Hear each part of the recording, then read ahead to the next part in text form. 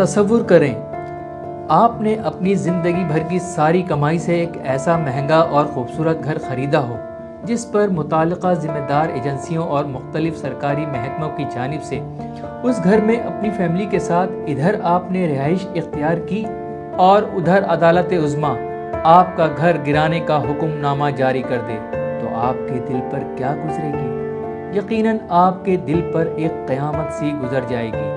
اور ایسی ہی ایک قیامت ڈھائی گئی کراچی میں نسلہ ٹاور کے مکینوں کے ساتھ۔ مکینوں کا احتجاج، سیاسی جماعتوں کی سپورٹ کچھ بھی کام نہ آیا، نسلہ ٹاور گرا دیا گیا۔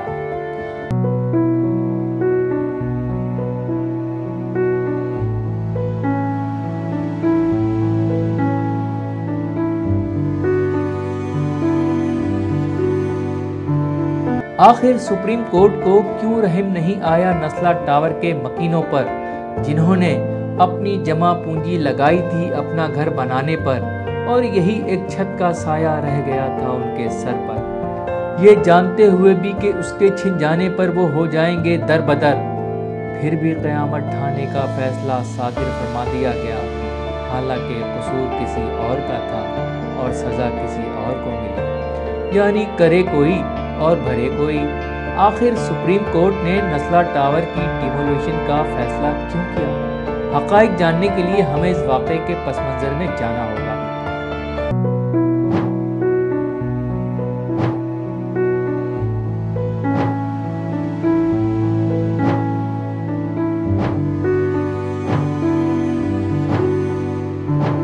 انیس سو 50 میں اس کہانی کا آغاز اس وقت ہوا جب ایک شہری نصرت علی کو 780 مربع گز زمین کے لیے الاٹمنٹ لیٹر جاری ہوا۔ الاٹمنٹ لیٹر میں پلاٹ کا نمبر A193 اور اس کے مقام کا survey number 242 survey sheet station quarters Karachi درج ہے۔ نصرت علی کی موت کے بعد یہ پلاٹ ان کی بیوہ مصطفیٰ بیگم کو منتقل کر دیا گیا، جنہوں نے 12 مئی 1955 میں سندھی مسلم کوآپریٹو ہاؤسنگ سوسائٹی کے ساتھ لیز کا معاہدہ کیا۔ 1957 میں شاہر فیصل کی مرکزی سڑک جو اس وقت ملیر روڈ کے نام سے مشہور تھی، جسے 280 فٹ کرنے کی تجویز دی گئی تھی، اسے 240 فٹ تک کم کر دیا گیا۔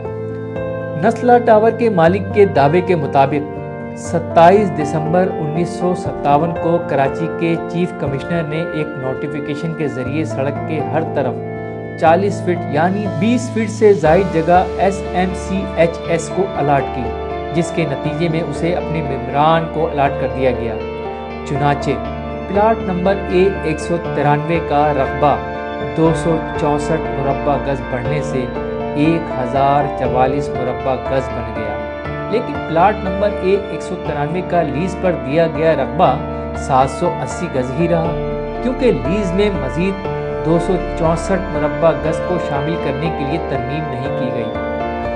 مصطفیٰ بیگم کی وفات کے بعد پلاٹ نمبر A193 جس کا رقبہ 1044 مربع گز ہو چکا تھا، ان کے زندہ بچ جانے والے 4 قانونی ورثاء کو منتقل کر دیا گیا۔ 27 مئی 2005 میں قانونی ورثاء نے 1044 مربع گز کا پلاٹ رفیق کے نام منتقل کر دیا۔ عدالت عظمیٰ کے مطابق موجودہ مالک نے یہ پلاٹ 2015 میں کنوینس ڈیٹ کے ذریعے حاصل کیا تھا۔ یہ تھی اس پلاٹ کی کہانی۔ دراصل یہ جگہ تھی غیر قانونی۔ کراچی میں قبضہ مافیا، لینڈ مافیا کی ان غیر قانونی سرگرمیوں کی observation per supreme court of Pakistan میں چیف جسٹس گلزار احمد کی سربراہی میں بینچ نے سماعت کی، جس میں بڑے اہم فیصلے اور احکامات جاری کیے گئے۔ انہی فیصلوں میں ایک فیصلہ نسلہ ٹاور کی تعمیر کے حوالے سے سامنے آیا، جس میں عدالت نے نسلہ ٹاور کو غیر قانونی قرار دیتے ہوئے فوری گرانے کا حکم دیا۔ چیف جسٹس گلزار احمد نے اپنی آبزرویشن دیتے ہوئے کہا کہ کراچی میں ساری چائنا کٹنگ اسی طرح ہو رہی ہے، زمین کچھ ہوتی ہے اور قبضہ اس سے زیادہ کر لیا جاتا ہے۔ بہرحال عدالت کے حکم پر عمل درآمد کے لیے نسلہ ٹاور کے مکینوں کو عمارت خالی کرنے کے لیے نوٹس دے دیا گیا۔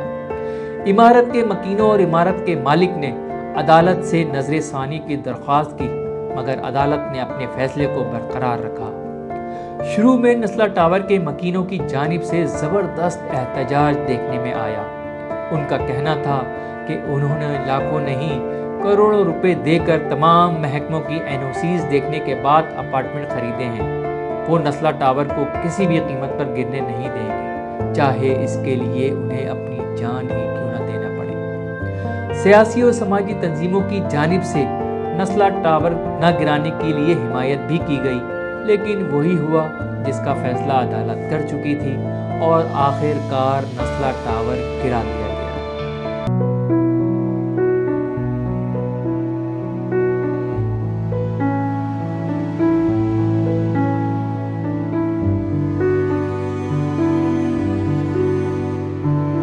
جہاں نسلہ ٹاور کے مکینوں پر ایک قیامت ڈھائی گئی، وہیں نسلہ ٹاور کے مالک عبدالقادر بھی بیمار ہو گئے اور چند روز اسپتال میں داخل رہنے کے بعد خالق حقیقی سے جا ملے۔ 2 ماہ قبل اہم پیش رفت کے مطابق صوبائی اینٹی کرپشن کورٹ کے جج محمد احسان خان درانی نے سماعت کی، جس میں عدالت نے سابق ڈائریکٹر SBCA اور ڈائریکٹر ڈیزائن ڈپارٹمنٹ سمیت نسلہ ٹاور کے مقدمے میں 18 سے زائد ملزمان پر فرد جرم عائد کی گئی۔